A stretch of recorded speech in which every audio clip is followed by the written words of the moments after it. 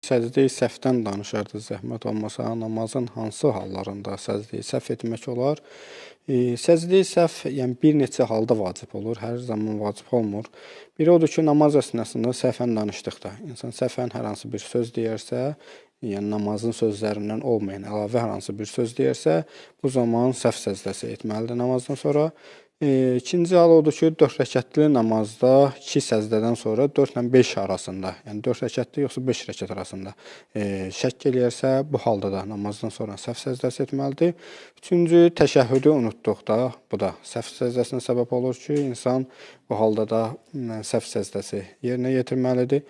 Və ehtiyata görə səzdəni də unutduqda, yəni namazda bir səzdəni unutduqda, bunda da səhv səzdəsi edilsin və eyni zamanda namazın salamını deməməli olan yerdə salamı səhvən deyərsə, bu halda da ehtiyata görə səhv səzdəsi etməlidir. Bundan qeyri hallarda vacib deyil.